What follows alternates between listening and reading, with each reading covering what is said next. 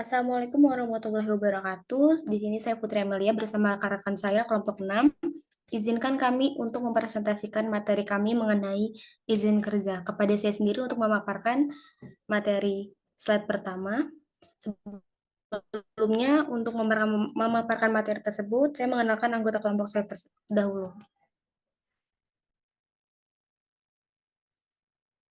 Yang pertama itu ada Roni Hidayat, Alan Maulana Yusuf, Mikael Ronaldo, Riki Saputra, Putri Amelia, dan Ahmad Ilham Milza.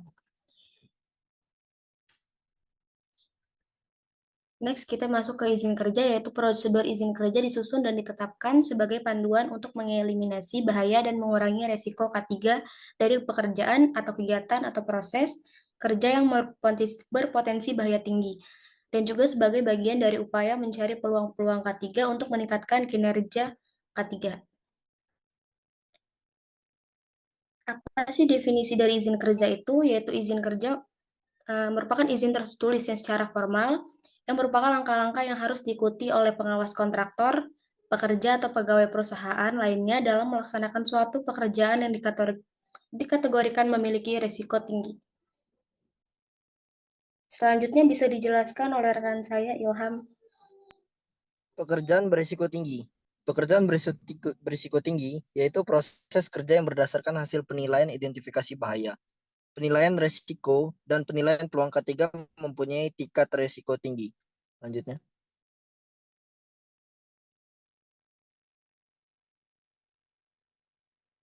Ruang lingkup, tempat kerja rekanan atau klien.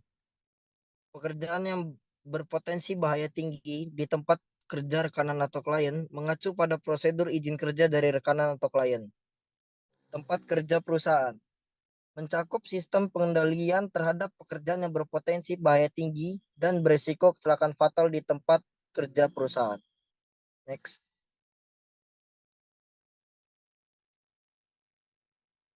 Landasan.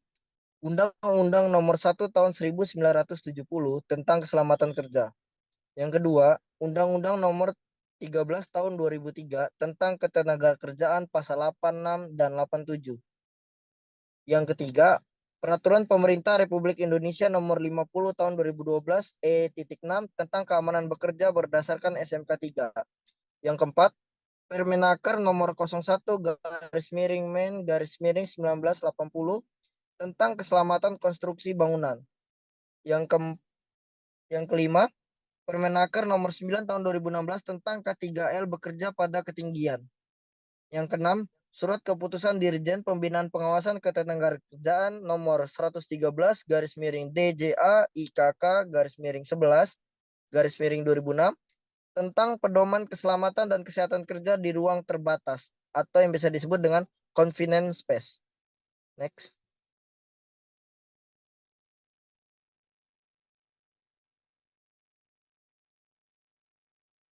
Selanjutnya bisa dijelaskan oleh rekan saya Alan. Dipersilakan. Pekerjaan berisiko tinggi. Definisi pekerjaan berisiko tinggi yaitu proses kerja yang berdasarkan hasil penilaian identifikasi bahaya, penilaian risiko, dan penilaian peluang K3L mempunyai tingkat risiko tinggi. Jenis-jenis pekerjaan berisiko tinggi yaitu yang pertama, bekerja pada ketinggian, yang kedua, bekerja pada daerah tegangan tinggi, yang ketiga, bekerja di ruang terbatas atau confined space, yang keempat, bekerja pada daerah mudah terbakar, yang kelima, bekerja di daerah dengan potensi bahaya tercebur dan tenggelam, yang keenam, bekerja dengan bahaya radiasi, dan yang terakhir yaitu pekerjaan penggalian. Yes. Untuk ketentuan umum izin kerja sendiri, yaitu yang pertama, izin kerja diperlukan jika suatu pekerjaan yang karena pertimbangan situasi dan atau kondisinya memerlukan pengendalian khusus. Yang kedua, izin kerja diperlukan jika suatu pekerjaan yang mengandung risiko tinggi dilakukan di luar unit kerjanya. Yang ketiga, manajer HSE adalah penanggung jawab area di tempat kerja setempat. Yang keempat, pelaksana K3L adalah petugas yang ditunjuk oleh manajer HSE untuk memeriksa kondisi K3L yang dipersyaratkan oleh pekerjaan-pekerjaan yang membutuhkan izin kerja.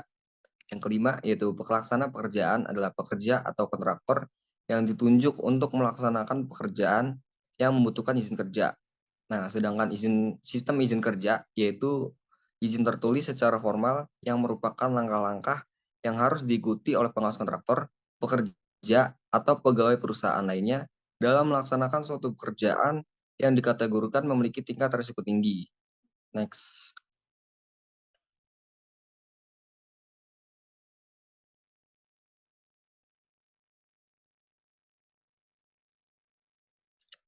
Untuk tanggung jawab manajer HSE sendiri, yaitu manajer HSE bertanggung jawab untuk menjamin bahwa prosedur ini dijalankan di seluruh unit kerja perusahaan. Manajer HSE bertanggung jawab untuk mengeluarkan surat izin kerja dan menyetujui pelaksanaan pekerjaan kepada unit kerja yang mengajukan izin kerja. Pelaksana pekerjaan bertanggung jawab untuk mematuhi ketentuan dalam prosedur ini sebelum dan selama melaksanaan pekerjaannya. Kemudian pelaksana K3L bertanggung jawab untuk memeriksa kondisi yang perlu diperhatikan sebelum pekerjaan dimulai.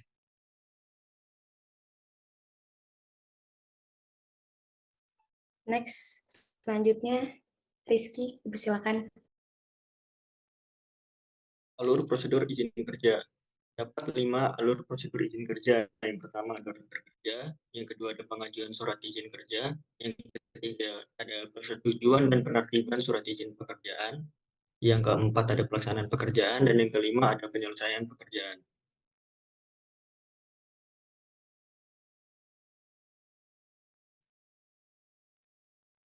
Alur prosedur izin kerja. Yang pertama ada order kerja yang diterima dan telah disetujui oleh pimpinan pelaksanaan pekerjaan. Selanjutnya dievaluasi oleh manajer HSE untuk memastikan semua pengendalian telah terpenuhi. Pekerjaan yang memerlukan izin kerja adalah setiap pekerjaan yang dari hasil identifikasi bahaya dan penilaian risiko memiliki risiko tinggi.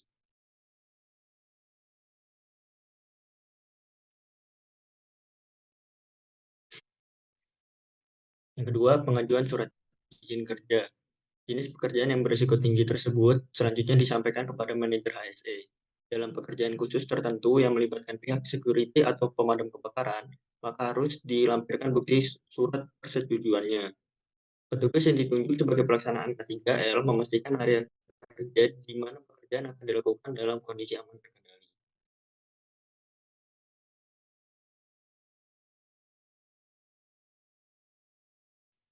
Next, setelah itu bisa dijelaskan oleh Roni.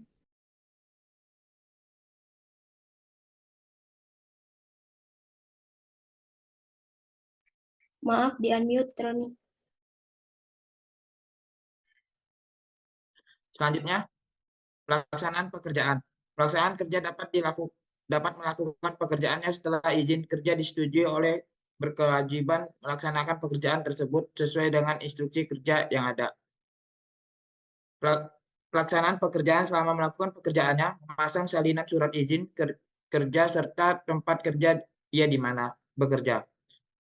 Sebelum pelaksanaan pekerjaan dimulai, semua pekerja yang terlibat harus dilakukan fit to work untuk memastikan selama pekerjaan berlangsung dalam keadaan sehat.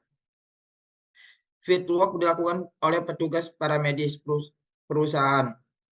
Fit to work harus dilakukan setiap hari sebelum melakukan pekerjaan. Next.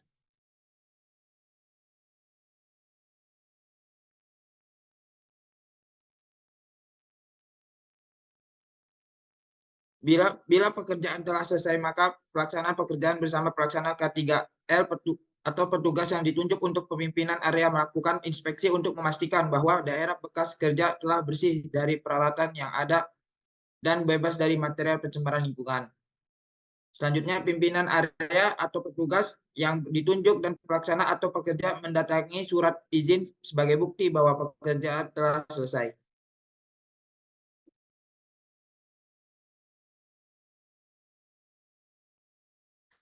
Berikut dokumen terkait yang harus diperhatikan. Yang pertama, instruksi kerja bekerja pada ketinggian. Yang kedua, instruksi kerja bekerja pada daerah tegangan tinggi. Yang ketiga, instruksi kerja bekerja di ruang terbatas. Yang keempat, instruksi kerja bekerja pada daerah mudah terbakar. Yang kelima, instruksi kerja bekerja pada daerah potensi bahaya tercebur dan tenggelam. Keenam, instruksi kerja bekerja dengan bahaya radiasi. Ketujuh, instruksi kerja pekerjaan penggalian.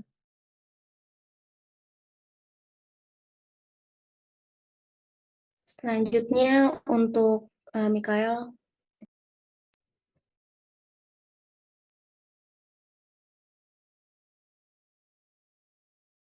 Lampiran. Yang pertama ada formulir izin bekerja pada ketinggian, formulir izin bekerja pada daerah tegangan tinggi, formulir izin bekerja di ruang terbatas atau confined space. Selanjutnya ada formulir izin bekerja pada daerah mudah terbakar. Ada formulir izin bekerja pada potensi bahaya terjebur dan tenggelam. Selanjutnya ada formulir izin kerja pekerjaan penggalian. Selanjutnya ada formulir izin bekerja dengan bahaya radiasi, dan yang terakhir adalah hasil pemeriksaan fit to work. Next.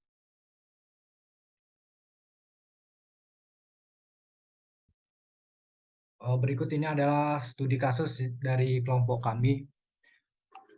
Kasus tentang izin kerja yang dilanggar pada sebuah bagian pipa di atas tangki dari sebuah perusahaan minyak. Dalam kasus ini, seorang kru kontraktor pada gambar 1 dan 2 sedang mempersiapkan pekerjaan. Sebuah izin kerja diterbitkan untuk pekerjaan ini, dan disebutkan bahwa tidak ada pekerjaan di ruang terbatas yang dilakukan karena pekerjaannya hanya untuk memasang bagian pipa. Izin kerja pada gambar 3 menunjukkan bahwa nitrogen pure and inert diberikan tanda centang N_A atau not applicable. Pada kenyataannya, tangki sedang dibersihkan dengan nitrogen pada gambar 4. Pekerja menemukan bahwa roll tape telah terpasang di dalam tangki pada gambar 5 dan memutuskan untuk melepas roll tape sebelum memasang pipa pada gambar 6. Mereka tidak bisa untuk melepas roll tape dengan menggunakan alat bantu dari atas. Pada saat ini, seorang pekerja mencoba untuk mendekat dan melepas tape, namun ia terpapar atmosfer yang kurang oksigen di dekat bibir tangki sehingga jatuh ke dalam tangki. Next.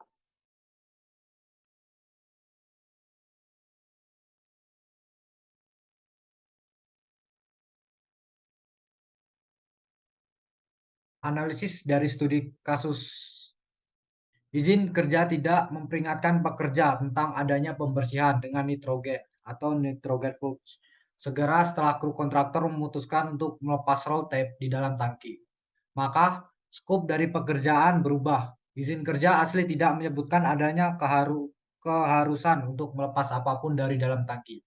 Sebuah izin kerja harus diterbitkan untuk menyelidiki potensi pekerjaan di ruang terbatas untuk melepas tape. Pada kasus ini, sebuah izin kerja ruang terbatas diharuskan bahkan hanya untuk melepas tape di dalam tangki. Ketika bagian tubuh apapun masuk ke ruang terbatas, maka harus membuat izin kerja terbatas, bagaimana diwajibkan oleh US, OSHA, dan lembaga lain. Next.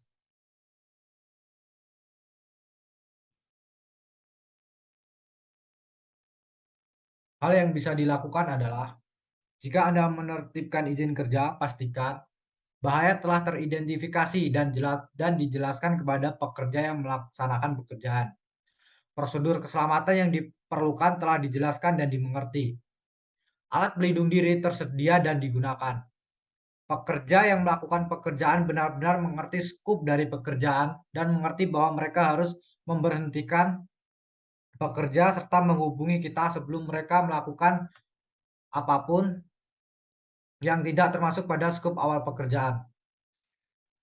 Jika Anda bekerja dengan pekerjaan yang membutuhkan izin kerja, yang pertama, mengerti bahaya, prosedur keselamatan, dan APD.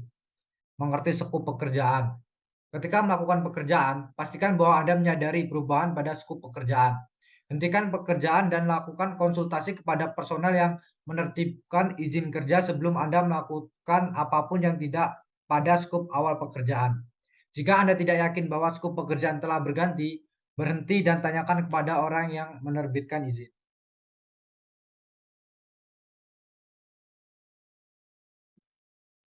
Sekian presentasi dari kami, dan terima kasih untuk Ibu dosen yang sudah mengizinkan kami untuk presentasi pada materi ini. Saya tutup. Wassalamualaikum warahmatullahi wabarakatuh.